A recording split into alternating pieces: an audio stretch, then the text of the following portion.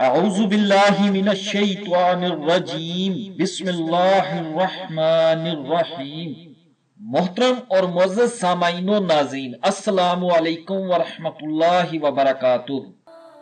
شہر بخارا کے امیر صدر جہاں کی سخاوت بڑی مشہور تھی، کوئی سائل اس کے در دولت سے خالی نہیں جاتا تھا۔ صبح و شام دریائے فیض و سخاوت رواں رہتا تھا، ضرورت مندوں اور سائلوں پر اس کی عطا کا مینا برستا رہتا تھا۔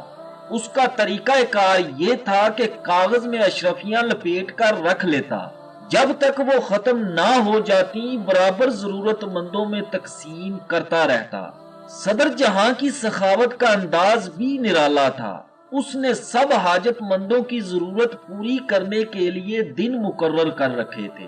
کوئی شخص اپنی باری کے بغیر خیرات وصول نہیں کر سکتا تھا۔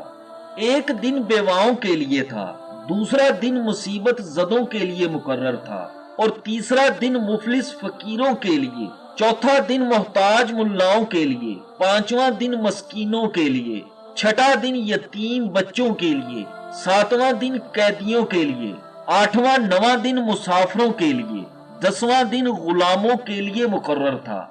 اس کے ساتھ شرط یہ تھی کہ کوئی ضرورت مند زبان حال سے سوال نہ کرے گا۔ ضرورت مند محتاج اپنی باری کے دن صدر جہاں کی گزرگاہ کے دونوں جانب کتاریں باندھے کھڑے ہو جاتے تھے، اور وہ انہیں اشرفیاں دیتا ہوا آگے نکل جاتا تھا۔ جو کوئی بے صبرا اتفاق سے سوال کر دیتا، اس جرم میں صدر جہاں اسے کچھ نہ دیتا تھا۔ ایک دن کسی سائل نے کہا، کئی روز سے بھوکا ہوں، میری طرف نظر عنایت فرمائیں۔ لوگوں نے ہر چند اس آدمی کو روکا اور سمجھایا کہ ایسا نہ کر۔ وہ اپنی ضد پر اڑا رہا اور برابر صدا لگاتا رہا۔ صدر جہاں جب قریب آئے اسے مخاطب ہو کر کہا کہ تو بڑا بے شرم اور بے حیا ہے۔ وہ آدمی صاحب نظر تھا۔ اس نے صدر جہاں کو کہا، اس جہاں میں تو بھی خوب موج اڑا رہا ہے اور اگلے جہاں کی نعمتیں بھی حاصل کرنا چاہتا ہے۔ یہ جواب سن کر صدر جہاں بہت متاثر ہوا۔ آگے اشرفیاں تقسیم کرنا روک دی، غلاموں کو حکم دیا، جس قدر مال و دولت یہ آدمی طلب کرے اسے دے دو۔ ناظرین گرامی، اب دوسرا واقعہ سنیں۔ جس دن ملاؤں کی باری تھی، اس دن ایک ملا اپنی باری کا انتظار کیے بغیر جذبہ حرص سے مجبور ہو کر چلا اٹھا کہ صدر جہاں میں نہایت غریب اور مفلس ہوں، مجھے جلدی اپنے دامن رحمت سے سیراب کر۔ صدر جہاں نے خلاف ورزی کرنے پر اسے کچھ نہ دیا، ہر چند کہ وہ ملا خوب رویا، گڑ گڑایا، اپنی مفلسی اور محتاجی کی عبرت خیز کہانیاں سنائیں، لیکن صدر جہاں کے دل پر کوئی اثر نہ ہوا۔ باقی سب ملاؤں کو نوازا گیا مگر اسے ایک کوڑی بھی نہ ملی۔ دوسرے دن وہی ملا اپنے دونوں پیروں پر پٹیاں لپیٹ کر معذوروں کی صف میں جا بیٹھا، تاکہ دیکھنے والے ترس کھائیں کہ بیچارہ معذور ہے، اس کے دونوں پاؤں ٹوٹے ہوئے ہیں۔ صدر جہاں جب مال تقسیم کرنے آیا، ملا کو پہچان لیا، سب معذوروں کو کچھ نہ کچھ دیا، اسے کچھ دیے بغیر آگے بڑھ گیا۔ تیسرے دن ملا نے اپنے چہرے پر کالا کپڑا لپیٹا اور اندھا بن کر اندھوں کی قطار میں لگ گیا۔ صدر جہاں نے اسے وہاں بھی پہچان لیا، اسے کچھ عطا کیے بغیر آگے بڑھ گیا۔ اس میں ناکامی کے بعد ملا نے عورتوں کی طرح سر پر چادر ڈال لی اور بیواؤں کے درمیان جا کر بیٹھ گیا، گردن جھکا لی، جھولی پھیلا کر دونوں ہاتھ چادر میں چھپا لیے۔ یہ رنگ ڈھنگ دیکھ کر صدر جہاں نے ایک ہی نظر میں پہچان لیا۔ اس نے سب بیواؤں کو اشرفیاں دی، لیکن اس بیوہ کے قریب سے گزر گیا۔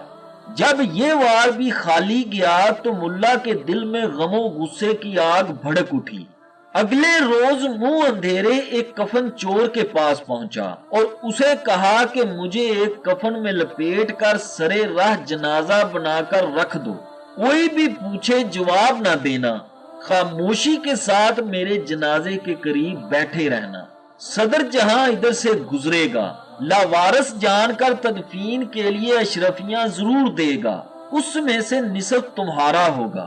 کفن چور یہ تجویز سن کر راضی ہو گیا۔ ملا کا جنازہ تیار کر کے سرے راہ رکھ دیا گیا۔ تھوڑی دیر بعد صدر جہاں کی سواری آئی، دیکھا کہ ایک لاش کفن میں لپیٹی پڑی ہوئی ہے، قریب ہی ایک شخص غمگین صورت بنائے بیٹھا ہے۔ صدر جہاں نے اشرفیوں کی ایک تھیلی اس میت پر پھینک دی۔ ملا نے فوراً کفن سے ہاتھ باہر نکالا اور اشرفیوں کی تھیلی اپنے قبضے میں کر لی۔ یہ تماشا دیکھ کر صدر جہاں رک گیا۔ اسی وقت ملا نے کفن سے منہ باہر نکالا اور صدر جہاں سے مخاطب ہو کر کہنے لگا، اے جود و سخا کا دروازہ بند کرنے والے، دیکھا آخر ہم نے تجھ سے لے کر ہی چھوڑا۔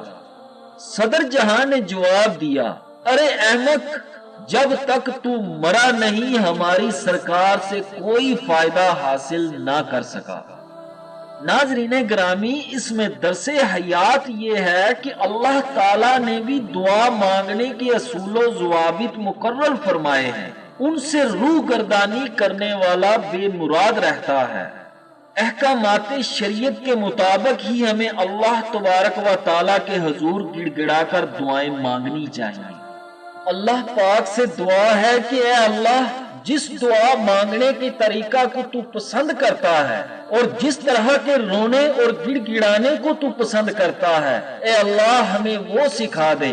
اے مالک حقیقی، ہم بے بس اور لاچار ہیں، اے اللہ تو ہم سب پر اپنا خالص کرم اور فضل اپنے سونے محبوب صلی اللہ علیہ وآلہ وسلم کے صدقے فرما۔ اے اللہ ہم سب کی جائز مرادوں اور دعاؤں کو صدقہ نبی پاک صلی اللہ علیہ وآلہ وسلم کے پورا فرما دے، آمین ثم آمین۔